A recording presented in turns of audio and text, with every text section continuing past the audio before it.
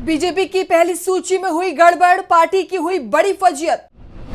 BJP high command को जारी करनी पड़ गई उम्मीदवारों की दूसरी सूची। उम्मीदवारों को लेकर पार्टी फंस गई गफलत में। गलती करने वालों को लेकर हाईकमान हुआ नाराज। 28 फरवरी को दिल्ली में बीजेपी मुख्यालय पर मीटिंग चली। सुबह 4 बजे तक बैठक चली। पीएम मोदी जब बैठक में मौजूद थे तो फिर बीजेपी के दूसरे दिग्गजों को नींद तो आनी नहीं थी, इसीलिए सभी दिग्गज बीजेपी मुख्यालय में डटे रहे। दावा किया गया कि रात भर उम्मीदवारों के नामों पर मंथन चला। पीएम मोदी ने एक एक उम्मीदवार का पूरा बायोडेटा देखा, हर सीट के सभी समीकरणों की जानकारी ली, यहां तक कि विपक्ष के संभावित उम्मीदवारों पर भी चर्चा हुई।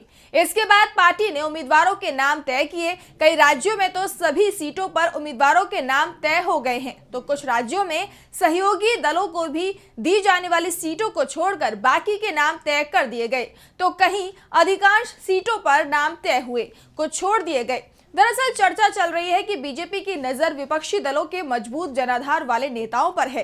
पार्टी उन्हें अपने पाले में लाकर टिकट देना चाहती है। वैसे भी इस समय केंद्र की जांच एजेंसी ईडी को ज्यादा ही सक्रिय हो गई है। विपक्षी दल के नेता उसके रडार पर हैं।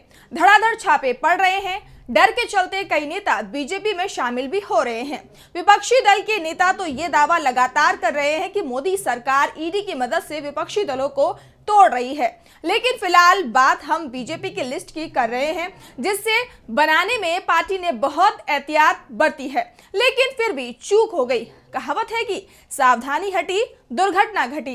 देर रात तक चली बैठक में भी शायद यही सब कुछ हो गया। पार्टी उन सीटों पर भी उम्मीदवार उतार गई जो सीटें है ही नहीं, और जैसे ही 2 मार्च को पार्टी की लिस्ट जारी हुई वैसे ही बवाल मच गया। सवाल उठने लगे कि असम के ये उम्मीदवार कहां से चुनाव लड़ेंगे, जिस नाम से संसदीय क्षेत्र ही नहीं है, उस सीट के लिए नामांकन कहां जमा करेंगे। बीजेपी से हुई इसी चूक को लेकर आज ही स्पेशल रिपोर्ट में हम करेंगे चर्चा।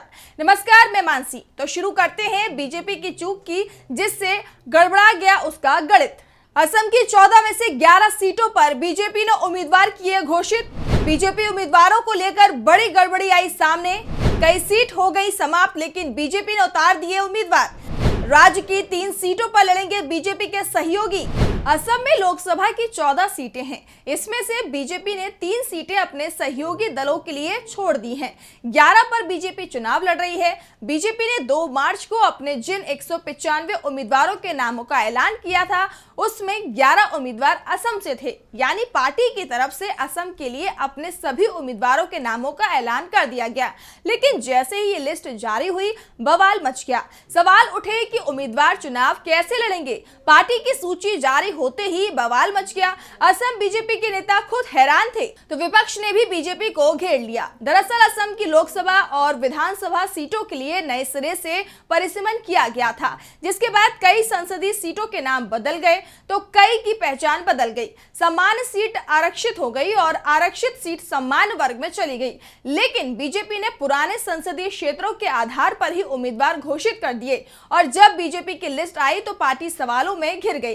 जिस संसदीय सीटों को लेकर बड़ा बदलाव हुआ है, उसमें करीमगंज की सीट पहले अनुसूचित जाति के लिए आरक्षित थी, जो सामान्य हो गई।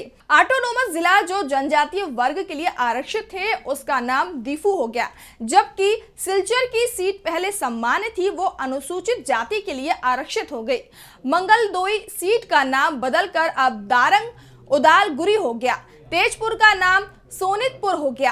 कालियार बोर्ड सीट का नाम कांजीरंगा हो गया। लेकिन बीजेपी ने पहली लिस्ट में पुराने संसदीय क्षेत्रों से ही उम्मीदवार घोषित कर दिए। ऐसे में खुद को देश की सबसे बड़ी और आधुनिक पार्टी होने का दावा करने वाली बीजेपी की पोल खुल गई है।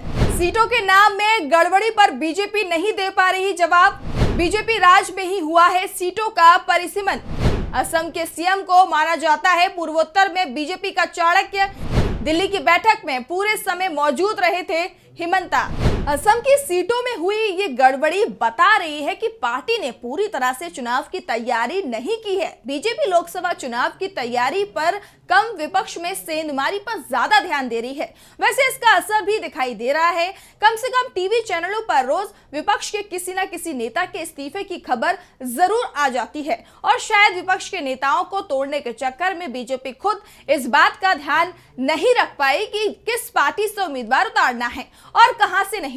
सबसे बड़ी बात तो यह है कि गलती उस राज्य से हुई जहां के सीएम हेमंत बिस्वा शर्मा हैं, जिन्हें पूर्वोत्तर में बीजेपी अपना चाणक्य मानती है और विपक्षी दलों में अगर कहीं सबसे ज्यादा तोड़फोड़ होती है तो वो पूर्वोत्तर के राज्यों में होती है, जहां बीजेपी का एक विधायक चुनकर आए या फिर दो, सरकार उसी की बनती है। बीजेपी अगर सरकार में नहीं होती तो सरकार बदल जाती है।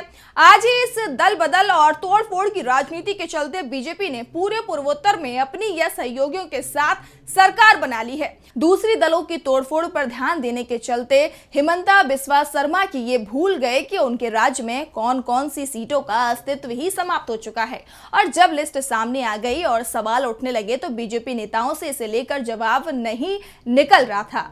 आखिर सीटों के सीमांकन का काम भी बीजेपी के शासनकाल में हुआ था।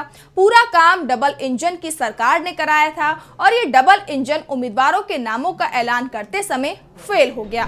पहली सूची जारी होने के बाद मचा हुआ है बवाल। कई सांसदों की नाराजगी की खबरें भी आ रही हैं सामने।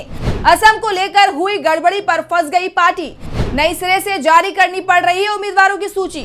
बीजेपी की पहली सूची को लेकर वैसे तो पार्टी के अंदर नाराजगी की खबरें खुलकर सुनाई दे रही हैं, लेकिन असम में जो हुआ उससे बीजेपी के दिग्गज ही सवालों के घेरे में हैं। जब सवाल पार्टी हाईकमान पर उठे तो तुरंत ही सफाई आने का सिलसिला शुरू हो गया। दोबारा से बैठक हुई और नए सिरे से उम्मीदवारों के नाम तय किए गए। वैसे उम्मीदवारों के नामों में बदलाव नहीं हुआ है, सीटों को लेकर बदलाव हो गया है। बीजेपी ने इसके बाद संशोधित सूची भी जारी कर दी है, लेकिन सवाल ये उठ रहे हैं कि जो गड़बड़ी हुई है वो कहां से हुई, इसके लिए कौन जिम्मेदार है। फिलहाल बीजेपी नेता इसका जवाब नहीं दे पा रहे हैं और सूची भी बिना किसी तामझाम के जारी की गई थी। बीजेपी में इस समय कुछ भी ठीक चलता नहीं दिख रहा है। वैसे भी पार्टी का हर दाव उल्टा पड़ता हुआ दिखाई दे रहा है।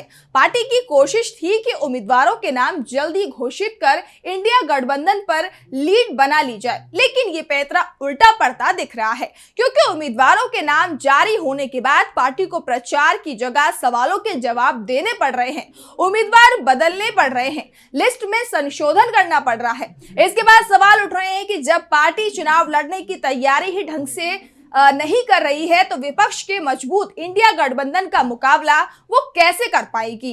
हमारे चैनल से जुड़े रहने के लिए YouTube पर टाइप करें DB लाइव, सब्सक्राइब बटन को क्लिक करें और बेल आइकन को दबाना ना भूलें ताकि खबरें आप तक पहुंचती रहें।